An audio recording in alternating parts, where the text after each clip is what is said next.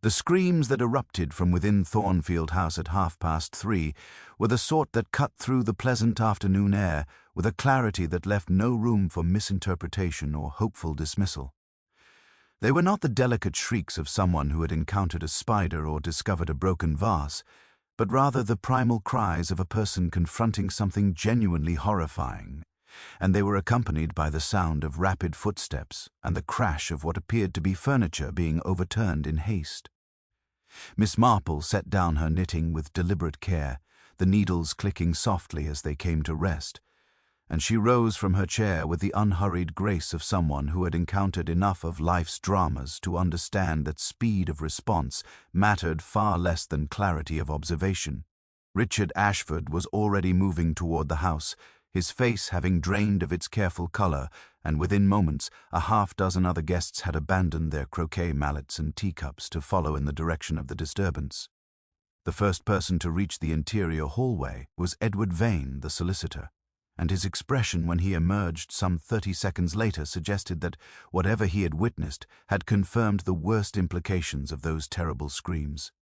It was the housemaid, a young woman named Betty, who came stumbling down the main staircase with her hand over her mouth, her eyes wide with shock, and it took several minutes of gentle questioning before she was coherent enough to explain that she had heard a terrible noise from the master's study and had gone to investigate, only to discover the body of Catherine Ashford lying on the Persian rug beside the mahogany desk, her face turned downward, and what appeared to be a considerable quantity of blood pooling around her head. The local doctor, Thomas Hartley's father, arrived within minutes, having been just departing the village when word reached him through one of the younger guests, who had a motor car, and his examination of the body, conducted with professional efficiency despite the obvious shock on his face, revealed that Catherine had sustained a severe blow to the back of her skull, apparently from the heavy brass bookend that lay several feet from her body, its surface stained with what could only be blood and fragments of hair.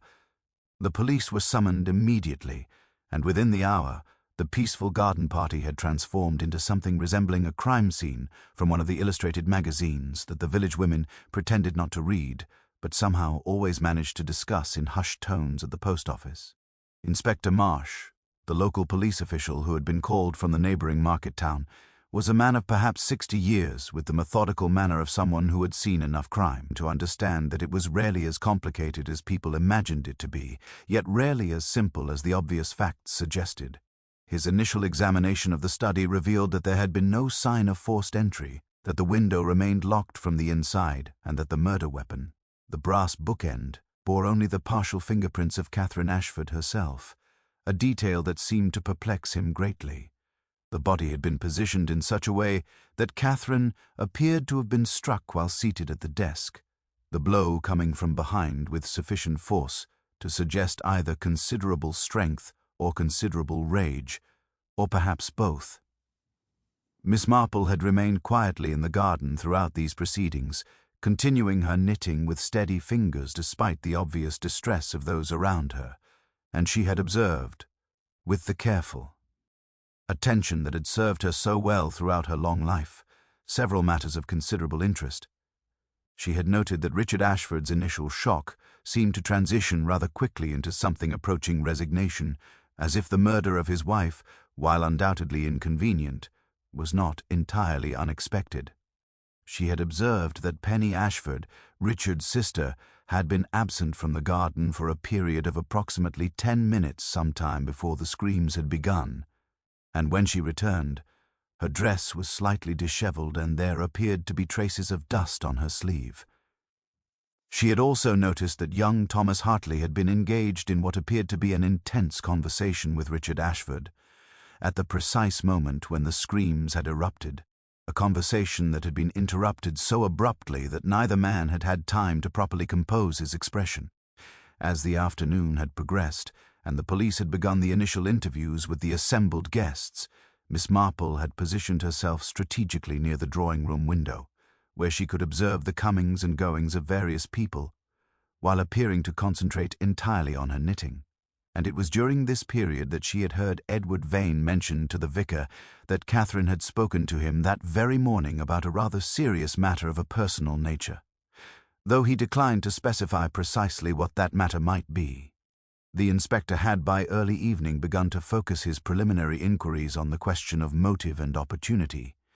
and it was at this point that a rather significant detail emerged from the household staff, namely that Catherine had been observed entering the study alone at approximately 2:55 in the afternoon, and that she had not emerged until the screams, and furthermore that Richard Ashford had been observed emptying to enter the study himself at approximately 3:20, only to find the door locked from the inside. This detail had caused the inspector to furrow his brow in concentration, and it was at this moment that Miss Marple had finally set down her knitting and risen from her chair, moving with apparent casualness toward the inspector to offer him a cup of tea and to remark, in her gentle and seemingly inconsequential manner, that she had always found it remarkable how little attention people paid to the small details of village life, and how frequently those small details turned out to be the most important ones of all. Inspector Marsh accepted the cup of tea with a degree of skepticism that suggested he did not immediately recognize Miss Marple as a potential source of useful information, viewing her instead as simply another elderly village woman with the sort of harmless observations that cluttered every investigation. However, as the evening progressed and he continued his preliminary interviews with the assembled guests,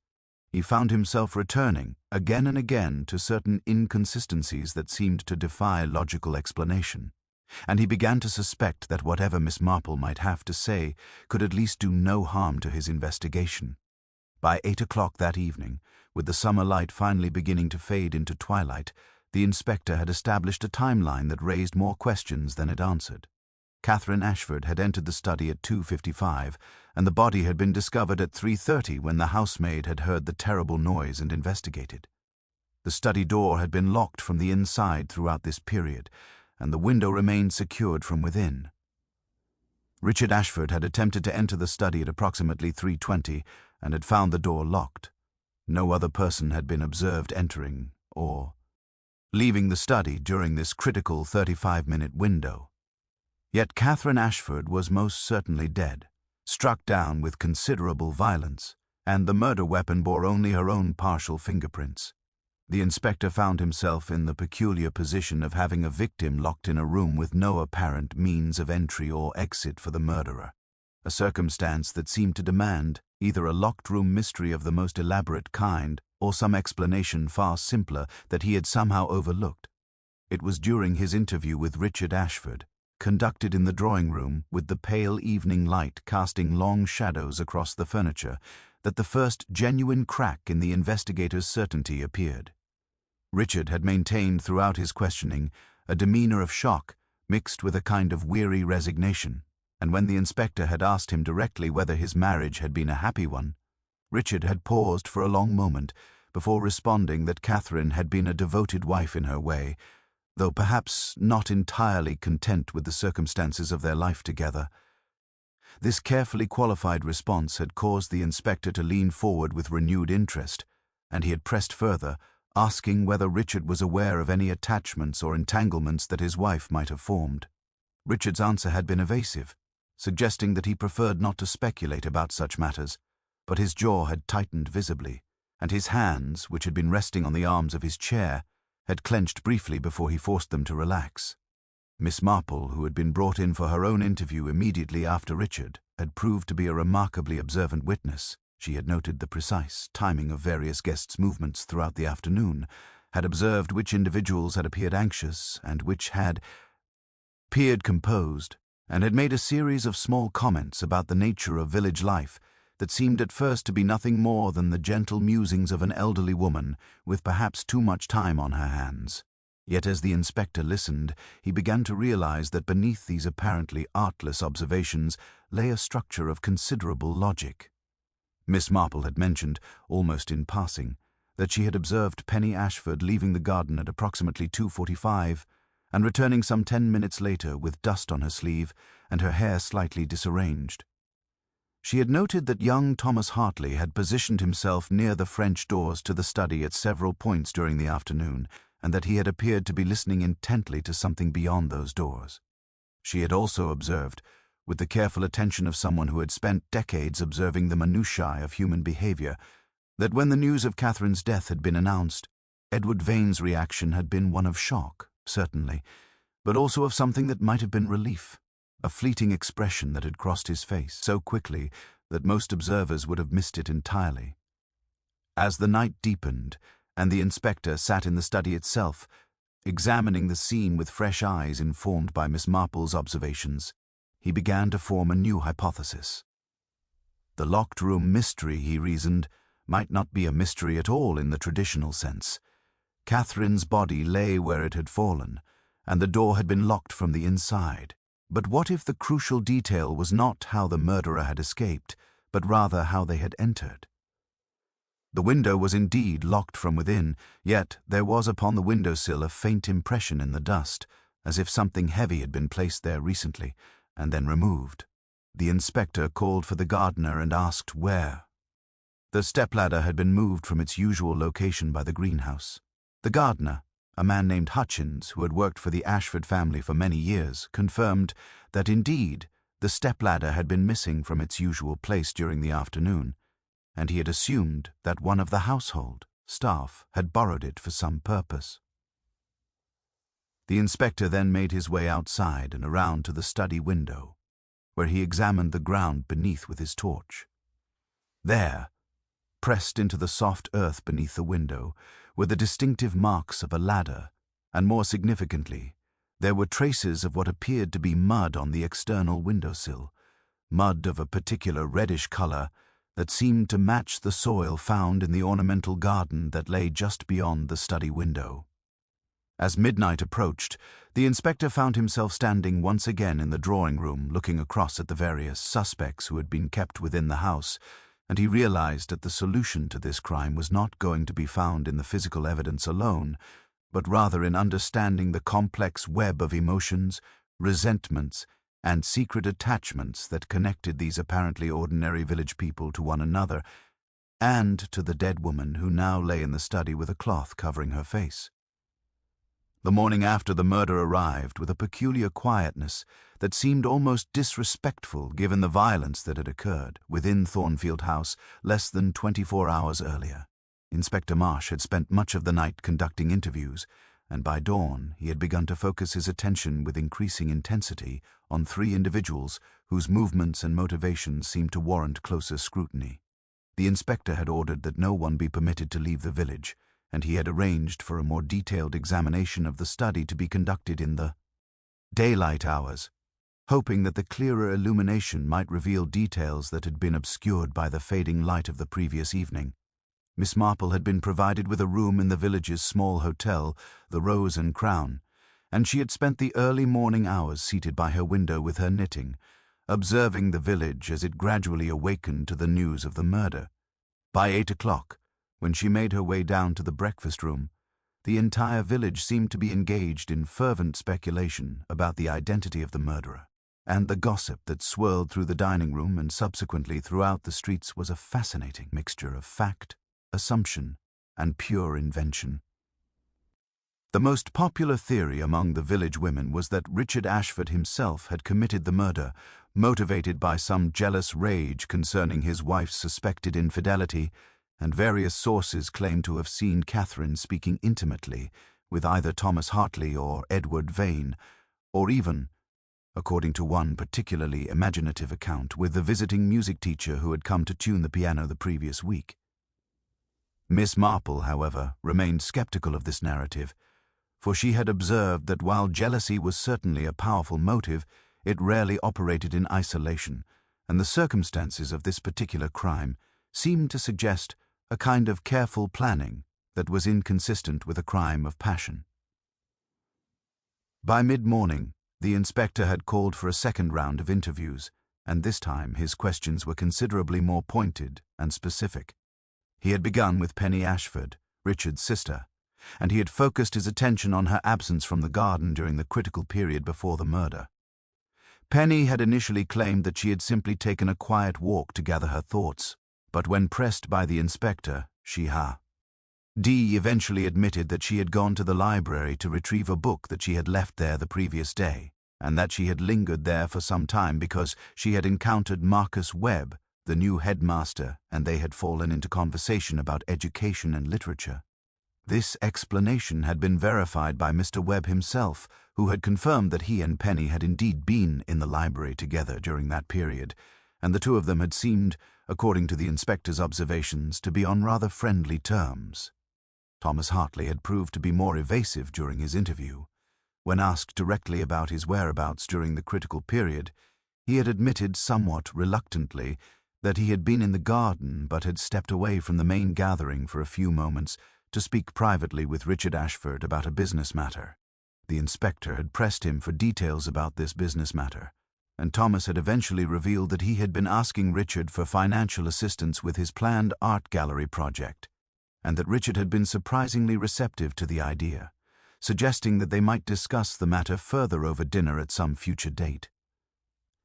This information had caused the inspector's eyebrows to rise in surprise, for it suggested a relationship between Richard and Thomas that was considerably warmer than might have been expected,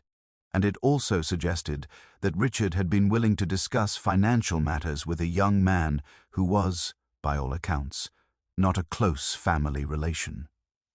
Edward Vane's interview had been the most revealing of all. When asked about his conversation with Catherine on the morning of the garden party, Edward had initially claimed that he could not recall any significant discussion. But when the inspector had mentioned that witnesses had observed Catherine speaking to him W.I. evident concern, Edward had finally admitted that Catherine had come to him seeking legal advice regarding the possibility of a separation from her husband. This admission had sent ripples of shock through the village, for while divorce was certainly not unheard of in modern times, it remained sufficiently uncommon in the village of St. Mary's that such news would be considered genuinely scandalous. Edward had explained that Catherine had consulted him in confidence, and that he had advised her regarding the procedures and costs involved, though he had neither encouraged nor discouraged her from proceeding with such action. The inspector had then asked a crucial question, which was whether Edward had mentioned this consultation to anyone else, and Edward's hesitation before answering in the negative had suggested that he was not being entirely truthful. Miss Marple had observed all of these interviews with her characteristic attention to detail, noting not only what was said, but how it was said, the pauses that suggested discomfort, the carefully chosen words that indicated a desire to withhold information, and the small gestures that betrayed underlying emotions. By late afternoon, when the inspector had finished his second round of interviews and had withdrawn to the study to review his notes, Miss Marple had made her way to the library of Thornfield House, where she had spent an hour examining the shelves with apparent casualness, while actually noting which books appeared to have been recently consulted and which remained undisturbed. It was there that she had made a discovery that seemed minor in itself, but which, when combined with the other information she had gathered, suggested a pattern of deception that ran far deeper than anyone had yet suspected. Among the volumes in the study's bookcase, she had noticed a gap where a particular book appeared to have been removed, and the dust pattern suggested that this removal had occurred quite recently, certainly within the past few weeks. When she had inquired of the housekeeper which book had occupied that space, the elderly woman had replied that it was a reference volume concerning the properties of various poisons, a book that Richard Ashford had borrowed some 6 weeks earlier and had never returned. The discovery of the missing book regarding poisons was precisely the sort of detail that might have sent a less experienced investigator down a path of immediate assumption and premature conclusion. Yet Miss Marple, upon learning of its disappearance, had found herself more puzzled than enlightened. She had spent her considerable years observing human nature, and she understood that the presence of a motive, even a motive as seemingly obvious as the study of poisons, was not necessarily indicative of guilt, particularly when that motive could be manufactured or explained away with relative ease. The question that occupied her mind as she sat in the library, ostensibly perusing a volume of local history, but actually engaged in the far more demanding work of logical deduction, was whether the book's disappearance was relevant to Catherine's murder at all, or whether it was instead a red herring,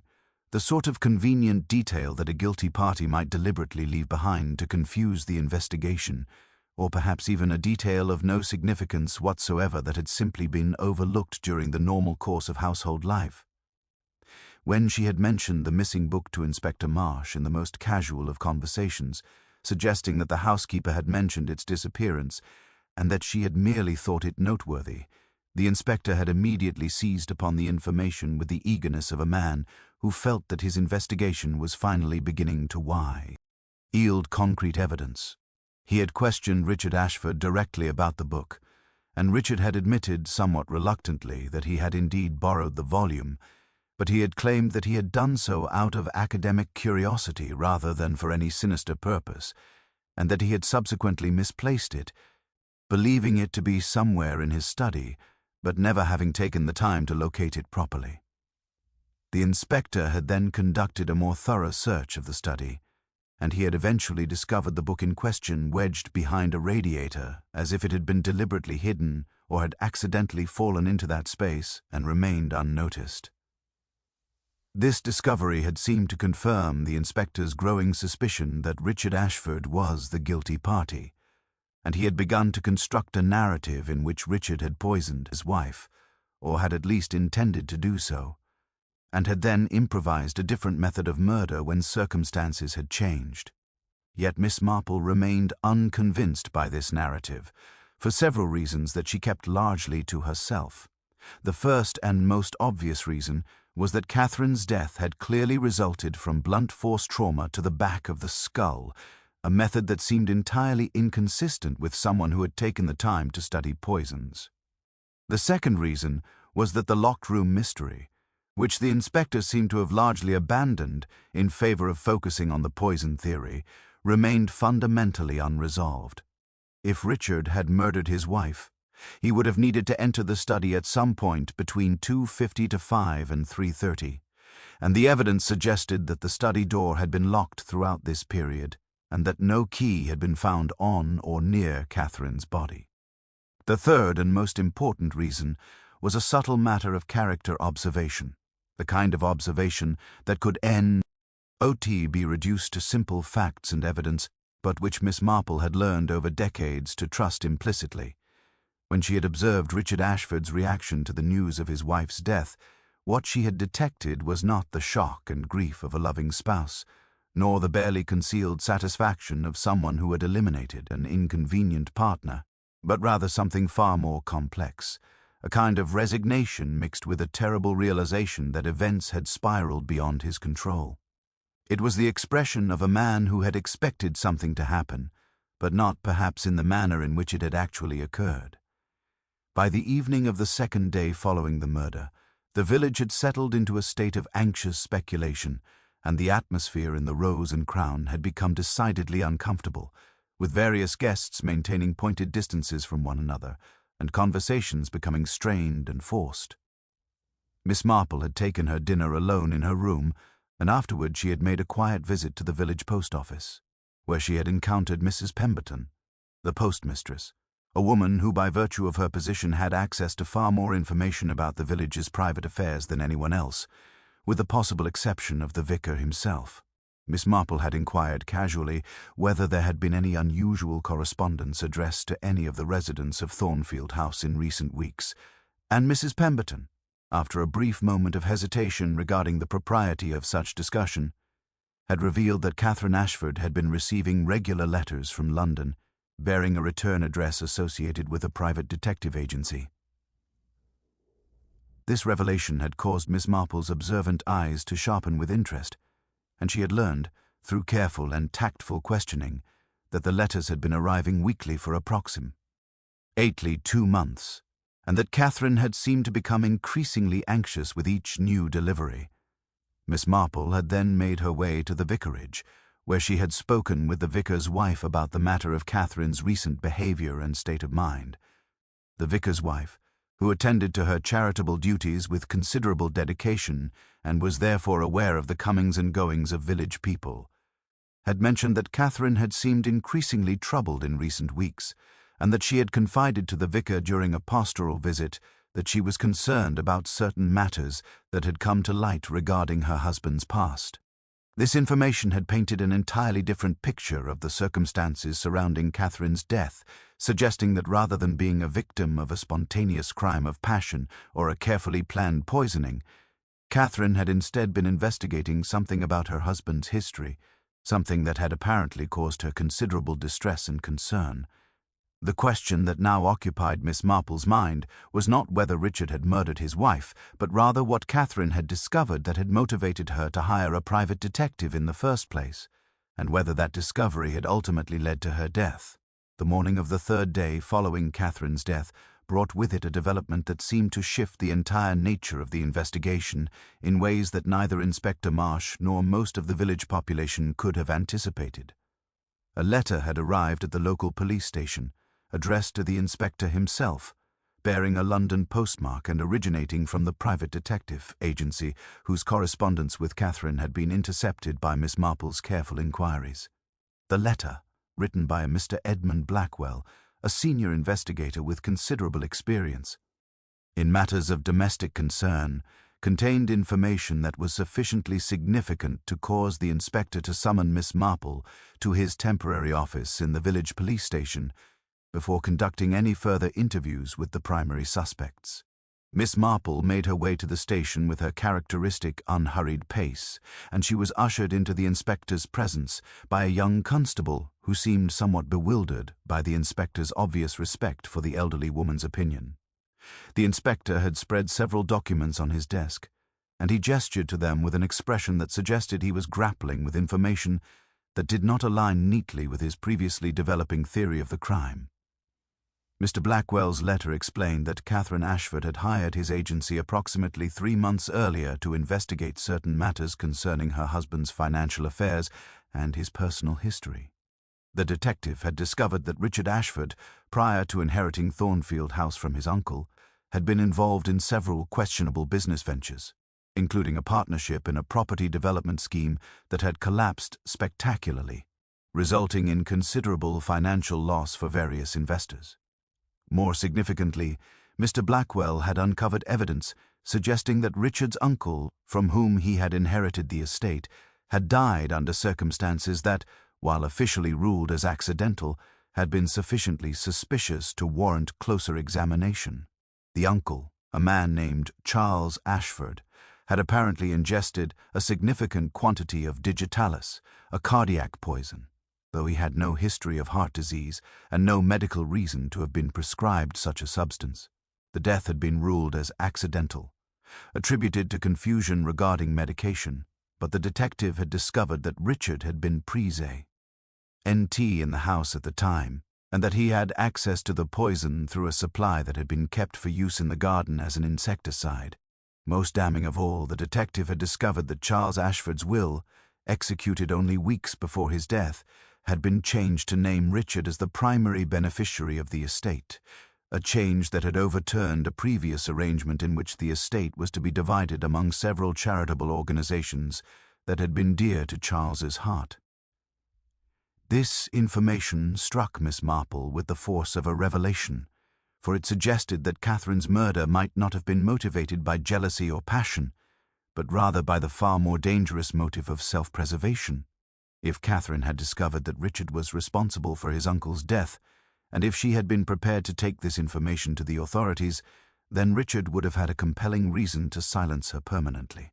Yet as Miss Marple sat in the inspector's office, examining the documents that Mr. Blackwell had forwarded, she found herself troubled by a persistent inconsistency. The locked room mystery remained unresolved, and Catherine's death had clearly resulted from blunt force trauma rather than poison. If Richard had poisoned his uncle, why would he resort to an entirely different method to murder his wife? And how, given the locked room circumstances, could he have managed to commit the murder at all? The inspector, observing Miss Marple's apparent puzzlement, remarked that he believed the answer to the locked room mystery was simpler than they had initially assumed. He suggested that perhaps Richard had entered the study through the window, using the ladder, struck his wife down in a moment of rage upon discovering that she knew about his uncle's death, and then exited through the same window, locking the door from the outside us. In a key that he possessed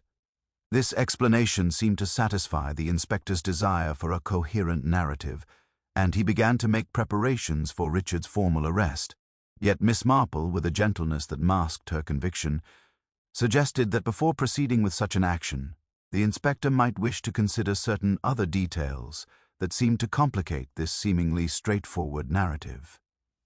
She mentioned, in her characteristically roundabout manner, that she had observed young Thomas Hartley's movements on the afternoon of the murder with particular attention, and that she had noticed something quite curious about the precise timing of his conversation with Richard concerning the art gallery project.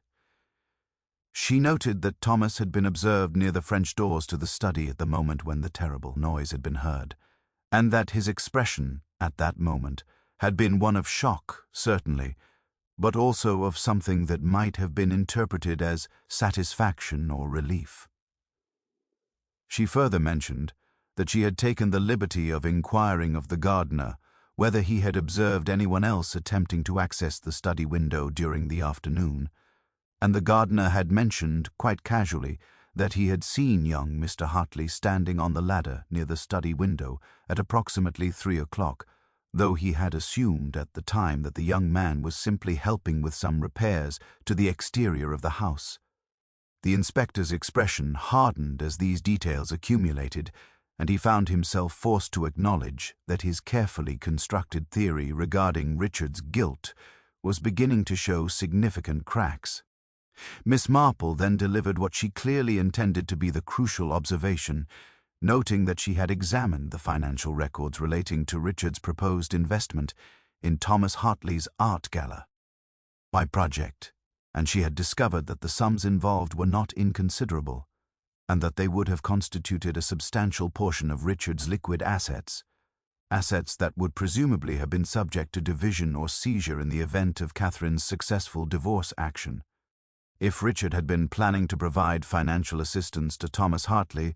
then perhaps Thomas had possessed a motive to ensure that Catherine did not succeed in her divorce proceedings, for such a proceeding would have compromised Richard's ability to fund the gallery project and might have resulted in the loss of an investment opportunity that Thomas had apparently been counting upon. The afternoon following Miss Marple's revelations found the village in a state of considerable turmoil, as the news that Thomas Hartley had been brought in for questioning by Inspector Marsh spread through the community with remarkable speed. The young man's arrest had not been formally announced, but the departure of the police motorcar from Thornfield House with Thomas seated in the rear had been observed by multiple witnesses, and the gossip mill had transformed this observation into a complete and utter conviction of his guilt. Yet Miss Marple, who had been invited to observe the inspector's formal interview with Thomas, found herself increasingly uncertain about whether the young man was truly the murderer, or whether he had instead become the victim of a series of unfortunate coincidences that had positioned him perfectly to serve as the guilty party. Thomas, when brought into the interrogation room, presented an appearance of considerable distress, his usual composure entirely stripped away, revealing beneath it a young man of perhaps 28 or 29 years, who seemed genuinely bewildered by the accusations being leveled against him. The inspector opened his questioning by presenting the evidence that Miss Marple had uncovered, the observation that Thomas had been seen near the study window at approximately 3 o'clock, the financial motivation provided by Richard's proposed investment in the art gallery, and the fact that Catherine's divorce proceedings would have disrupted this financial arrangement. Thomas had denied each of these accusations with increasing vehemence, insisting that, while he had indeed been near the study window, he had been doing so innocently, merely examining the exterior of the house in preparation for discussing potential repairs with Richard. He admitted that he had been hoping for Richard's financial support for the gallery project, but he denied that Catherine's planned divorce would have affected this arrangement, insisting that Richard had informed him that the financial assistance would be forthcoming regardless of any marital difficulties. The inspector had pressed him further, asking whether he had possessed a key to the study, and Thomas had reluctantly admitted that Richard had given him a key several weeks earlier. A key that he was supposed to use to access the study when Richard was away in order to retrieve certain documents related to the gallery project. This admission had caused the inspector to lean back in his chair with an expression of satisfaction, but Miss Marple had shifted slightly in her seat, and her expression had become one of concentrated thought. She had then asked Thomas a question that seemed to the inspector to be entirely peripheral to the matter at hand, inquiring whether Thomas had been aware that Catherine had been contemplating a divorce action. Thomas's answer had been immediate and unequivocal. He had known nothing of Catherine's intentions, and he had learned of them only when the news had begun to circulate through the village, following the discovery of the correspondence with Edward Vane. Miss Marple had then asked a second question, which was whether Thomas had been present in the study at any time on the afternoon of the murder. Thomas had hesitated before answering, and his hesitation had been sufficiently noticeable to cause both the inspector and Miss Marple to focus their complete attention upon him. Thomas had finally admitted that he had indeed entered the study briefly at approximately 2:50, that he had used the key which Richard had given him to unlock the door, and that he had intended to retrieve a document concerning the financial arrangements for the gallery project. He had found Catherine at the desk, apparently searching through Richard's papers, and she had seemed startled to see him. They had exchanged a brief conversation, Thomas claimed, during which Catherine had asked him about the nature of his business with Richard, and he had explained his plans for the art gallery. Catherine had then, according to Thomas's account, asked him to step out of the study for a few minutes, as she wished to speak privately with Richard about a matter of personal concern, and Thomas had complied, using the key to lock the door from the outside as Catherine had requested. This account seemed to explain how the study had come to be locked from the inside,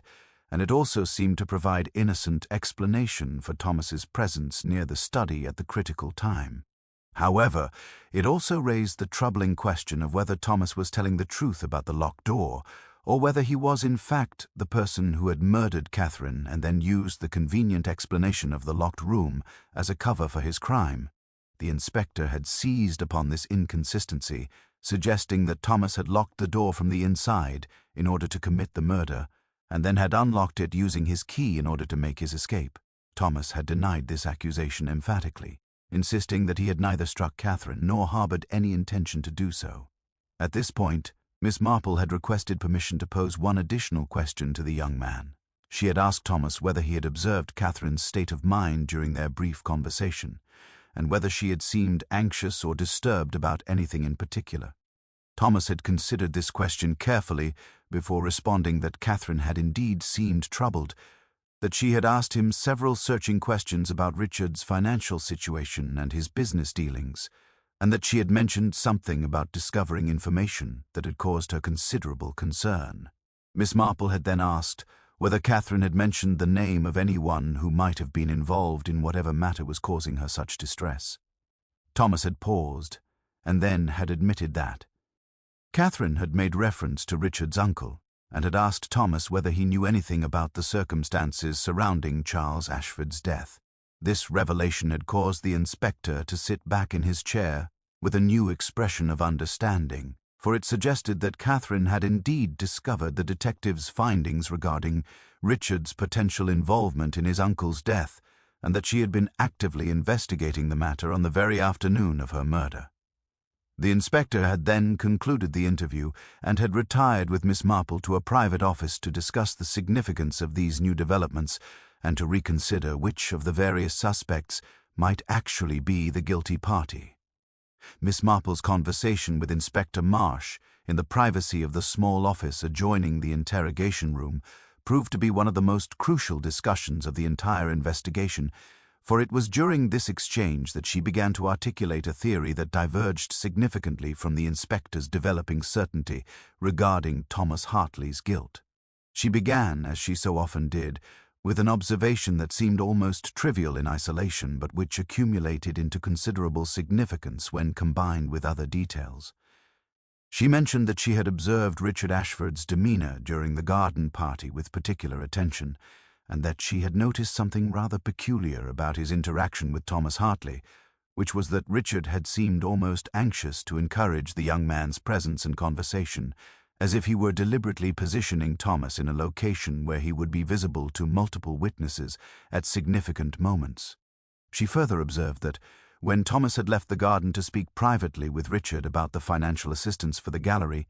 Richard had emerged from their conv. Azation with a peculiar expression, one that suggested not pleasure at having offered assistance, but rather relief at having accomplished some necessary task. The inspector listened to these observations with the patience of a man who had learned to respect Miss Marple's unusual perspective even when he did not immediately comprehend the direction in which her thinking was tending. Miss Marple then posed a question that seemed to trouble the inspector greatly. She asked whether the inspector had carefully examined the brass bookend that had served as the murder weapon, and whether he had noticed anything unusual about it beyond the presence of Catherine's partial fingerprints. The inspector admitted that he had not conducted an exhaustive examination of the object, and Miss Marple suggested that he do so immediately, paying particular attention to the handle and base of the ornament. Within the hour, the bookend had been retrieved from the evidence table and subjected to a more thorough examination, and what the inspector discovered was that the handle of the bookend bore clear impressions of two distinct sets of fingerprints, those of Catherine Ashford and those of another individual whose identity could not be immediately determined from the physical evidence alone. This discovery seemed to confirm the possibility that someone other than Richard Hartley had wielded the bookend, though it did not immediately identify who that person might be. Miss Marple then requested permission to return to Thornfield House in order to examine the study more carefully, and the inspector, intrigued by the apparent direction of her thinking, had accompanied her to the scene of the crime. Once in the study, Miss Marple had moved directly to the desk where Catherine had been found, and she had examined the papers that had been scattered across the surface with evident care. Among the SE papers were several documents relating to financial matters, bills and correspondence concerning household expenses, but what had caught Miss Marple's attention was a partially completed letter, written in Catherine's hand, which appeared to be addressed to Edward Vane, and which referenced information that she had received from the private detective regarding Richard's uncle.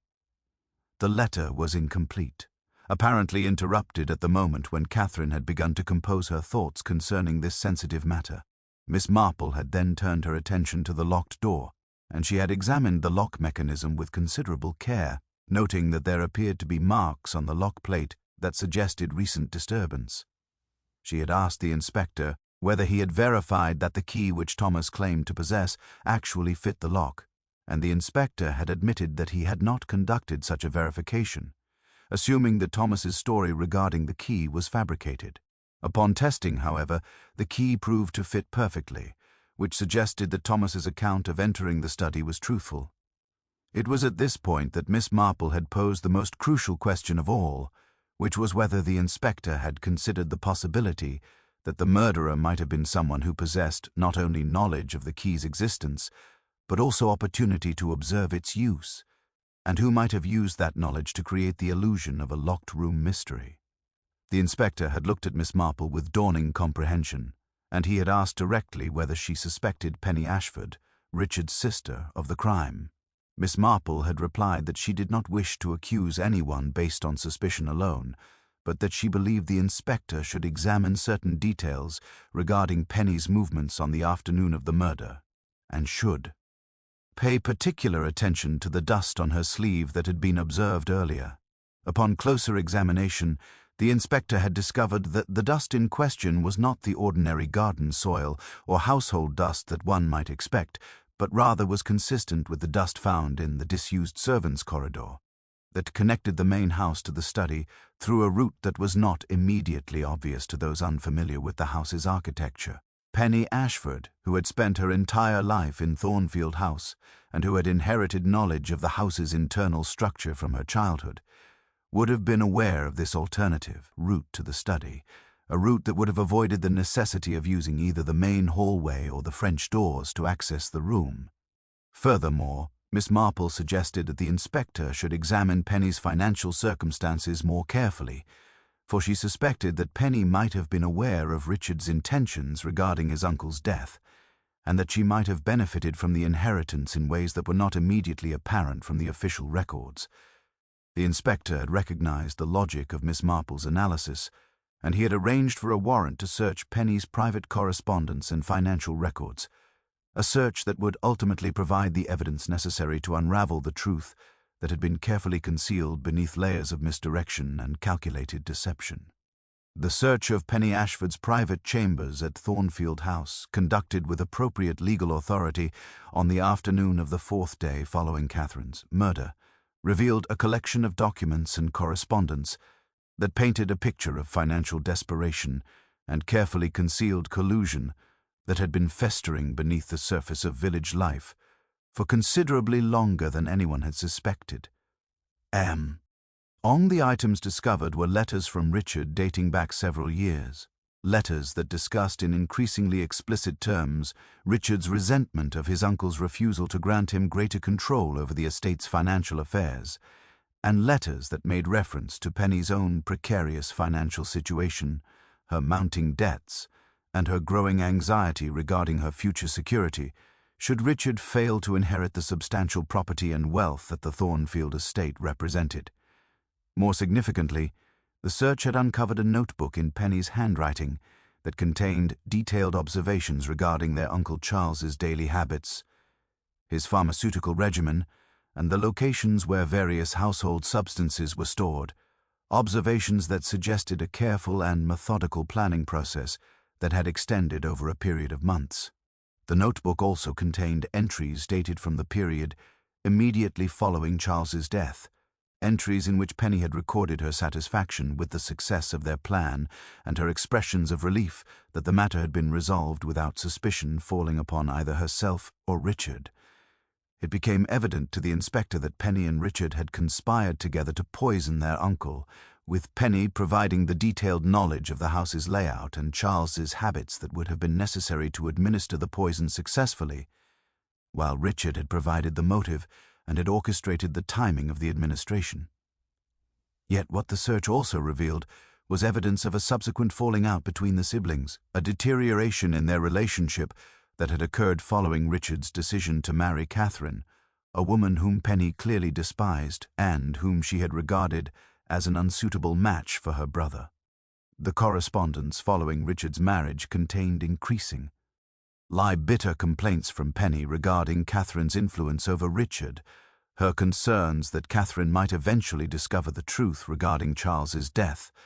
and her mounting anxiety that Catherine's presence in the household was jeopardizing the carefully constructed facade that both siblings had maintained. It was against this backdrop of accumulated resentment and fear that Catherine's investigation into Richard's past had assumed its true significance, for it had represented a genuine threat not only to Richard's future, but to Penny's as well, and it had created a situation in which Penny felt compelled to act with desperate urgency. The inspector, having gathered this evidence, had requested Miss Marple's presence once again in order to discuss the final configuration of the crime and to confirm his understanding of how the murder had actually been committed. Penny, when confronted with the evidence of her complicity in her uncle's death,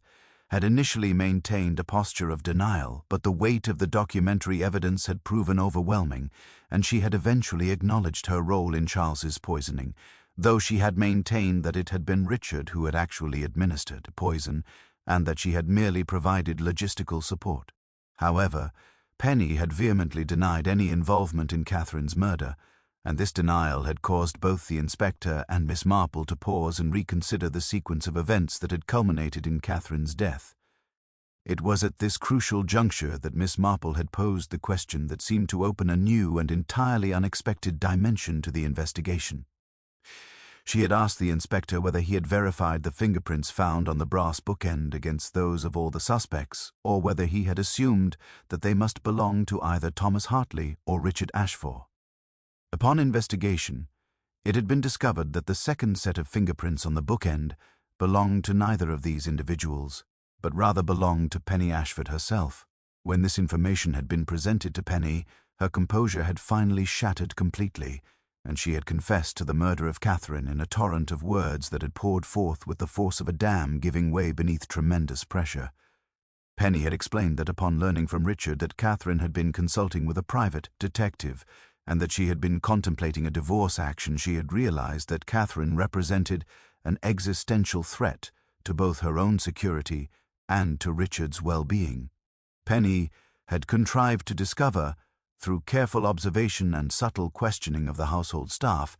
that Catherine had hidden the detective's reports in the study, and she had formed a plan to retrieve these documents and destroy them before Catherine could take further action. On the afternoon of the garden party, Penny had used her knowledge of the servants' corridor to access the study, arriving at the very moment when Thomas Hartley was leaving the room after his brief conversation with Catherine. Penny had intended merely to search for the documents and remove them, but Catherine had become alarmed at Penny's presence and had attempted to prevent her from accessing the desk. In the struggle that had ensued, Penny had seized the brass bookend and had struck Catherine repeatedly in a moment of rage and panic, killing her in the process. Following the murder, Penny had used the servants' corridor to make her escape, and she had then positioned herself to create the impression that she had been elsewhere during the critical time period. However, she had made the crucial mistake of handling the bookend without gloves, leaving her fingerprints upon the weapon, and she had also allowed traces of dust from the servants' corridor to adhere to her clothing, details that had ultimately led to her identification and confession. As Penny's words had tumbled forth, revealing the layers of family dysfunction, carefully concealed collusion, and ultimately desperate murder that had festered within the apparently respectable Ashford household, Miss Marple had listened with an expression of profound sadness, for she understood that this crime was not the work of a genuinely evil person, but rather the tragic culmination of years of accumulated pressure, family loyalty corrupted into complicity, and the desperate attempt to protect a secret that should have been revealed long ago. The formal arrest of Penny Ashford and the subsequent charges filed against her for the murder of Catherine Ashford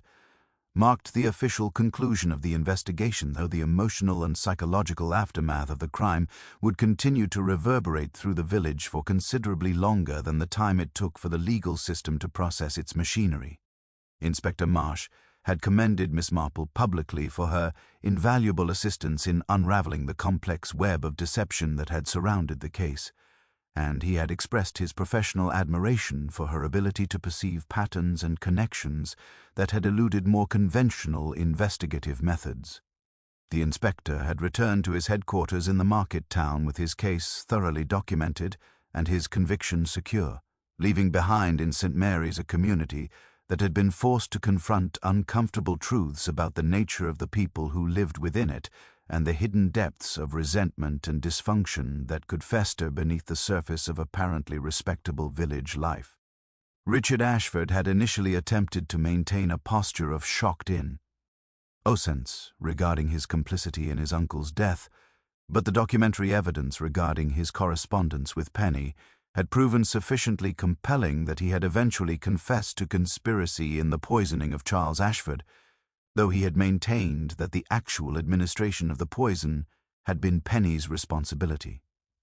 His cooperation with the authorities regarding the circumstances of his uncle's death had resulted in his being charged with conspiracy to commit murder rather than with murder itself, a distinction that seemed to offer him some small measure of leniency in the eyes of the law,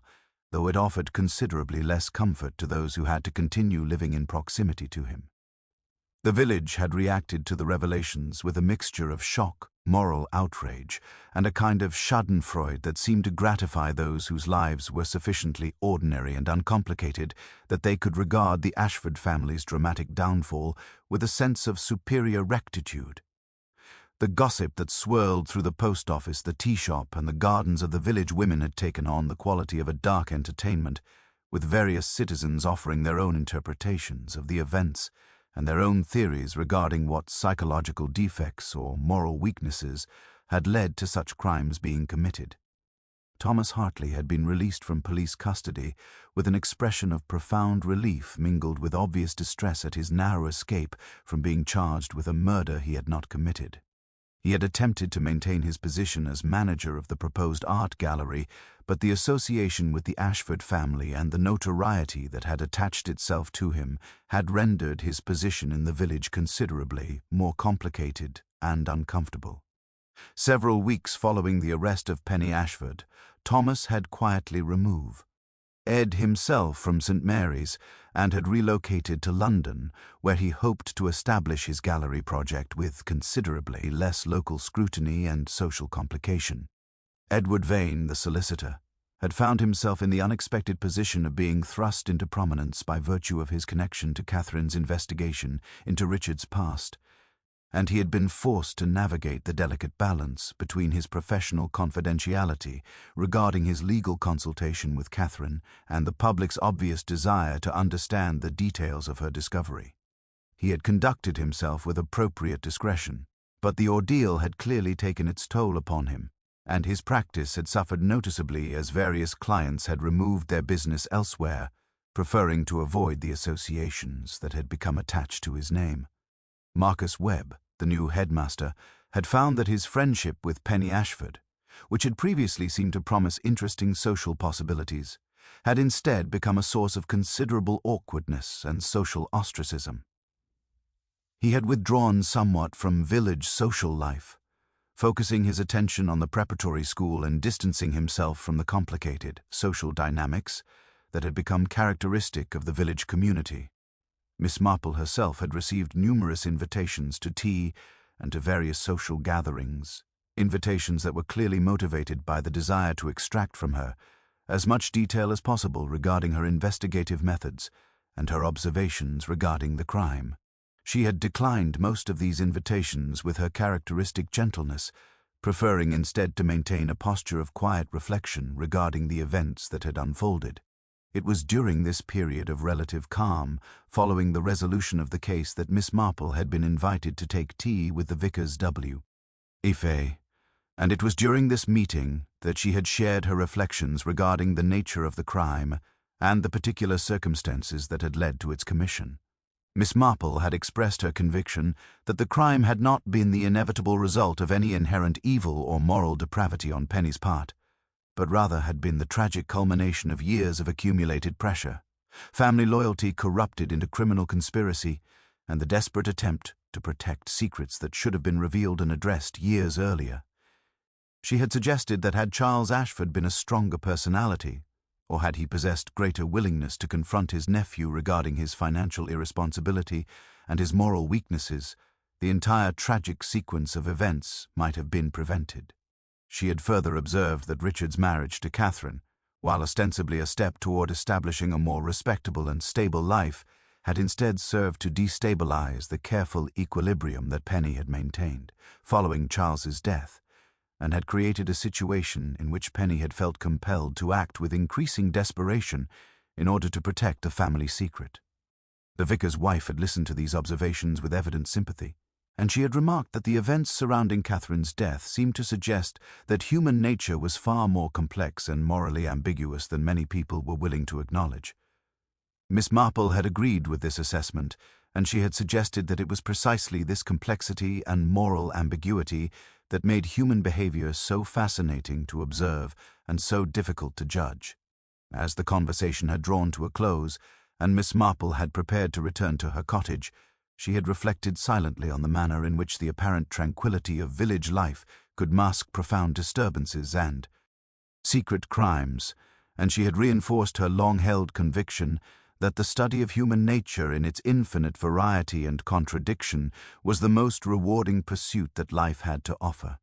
The weeks that followed the arrest and trial of Penny Ashford saw the village gradually settling back into the rhythms of ordinary life, though the events of that extraordinary summer had left an indelible mark upon the collective consciousness of St. Mary's, and had fundamentally altered the way in which its residents regarded one another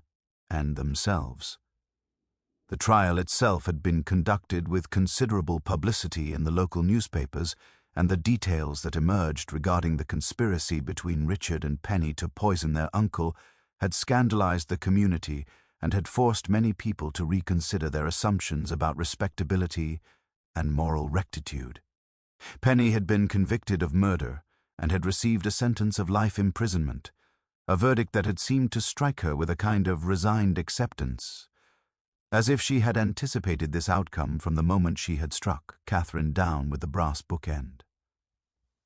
Richard had been convicted of conspiracy to commit murder and had received a lesser sentence, though one that would occupy a considerable portion of his remaining years, and he had been forced to relinquish control of Thornfield House to various legal authorities while the matter of the estate's disposition was resolved. The property itself,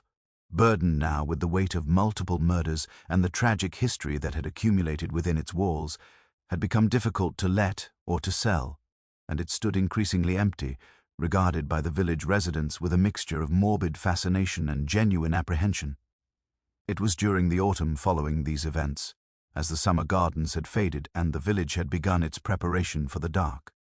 Months ahead, that Miss Marple had been invited to a small gathering at the home of the vicar and his wife, an occasion that seemed designed to provide an opportunity for the village to acknowledge Miss Marple's role in bringing the truth to light,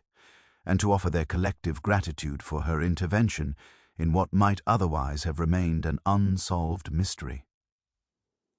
The gathering had been attended by various village notables, though conspicuously absent were the various members of the Ashford family, and those whose connections to the family had been sufficiently close as to render their presence awkward or painful. As the evening had progressed, and the guests had begun to depart, the vicar's wife had drawn Miss Marple aside and had asked her whether she harbored any regret regarding her role in exposing the crimes that had occurred, or whether she had any doubts regarding the justice of the verdicts that had been rendered. Miss Marple had considered this question with her characteristic thoughtfulness,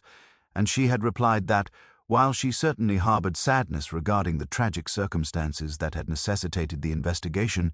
she could not regard the revelation of truth as anything other than a necessary and proper outcome. She had suggested that the greatest tragedy of the situation had not been Catherine's death itself, though that was certainly a tragedy of considerable magnitude, but rather had been the years of accumulated deception and family dysfunction that had preceded it, and the manner in which Richard and Penny had each become corrupted by their conspiracy to conceal their uncle's murder. Miss Marple had expressed her conviction that Penny's crime had not been an act of genuine evil, but rather had been the desperate and ultimately destructive attempt to protect a secret that should never have been kept in the first place, and that the entire tragic sequence of events might have been prevented had the initial crime been acknowledged and addressed directly, rather than being concealed beneath layers of careful deception. As Miss Marple had made her way home through the darkening autumn evening, she had reflected on the particular nature of the investigation that had consumed so much of her attention over the preceding weeks, and she had recognized that it had been fundamentally different in character from many of the other crimes that she had encountered during her long life. Most crimes, she had observed, were the product of sudden passion or immediate desperation, moments in which human judgment became overwhelmed by emotion or circumstance, and in which the perpetrator acted with little consideration for the consequences of their actions. The Ashford crimes, by contrast, had been characterized by careful planning, methodical preparation, and the deliberate cultivation of family loyalty into something far darker and more corrupting than either Richard or Penny could have anticipated when they had first conceived their conspiracy. The true genius of the investigation, if genius it could be called, had not resided in the discovery of physical evidence or in the application of forensic methodology, but rather in the careful observation of human behavior and the recognition of patterns that suggested motivations and connections that others had overlooked. Back in her cottage, seated once more with her knitting in the comfortable chair by the window, Miss Marple found herself contemplating the curious manner in which the events of the past weeks had illuminated certain truths about the human condition that she had long suspected, but had never before encountered in quite such a concentrated and dramatic form. She had come to understand that the apparently peaceful and respectable surface of village life could mar cascade depths of corruption and dysfunction that rivaled in their complexity and tragedy the dramas that were played out on the stages of great cities and in the corridors of power. She had recognized that respectability itself could become a kind of prison, constraining individuals within rigid patterns of behavior and expectation, and that the effort required to maintain that respectability could sometimes drive people toward actions that were far more destructive than the honest acknowledgement of failure or weakness would have been. As the autumn evening deepened into night, and as the familiar sounds of the village settled into their customary quiet, Miss Marple allowed herself a small and almost imperceptible smile, for she understood that whatever darkness might lie beneath the surface of ordinary life, human nature itself remained infinitely fascinating, endlessly complex, and ultimately worthy of the most careful attention and consideration. She picked up her knitting once more, her needles clicking softly in the gathering darkness, and she reflected that the true reward for her investigative efforts lay not in the satisfaction of solving a puzzle or in the vindication of her methods, but rather in the deepening of her understanding of the people around her and of the remarkable, often tragic, and always compelling ways in which human beings attempted to navigate the complicated circumstances of their existence.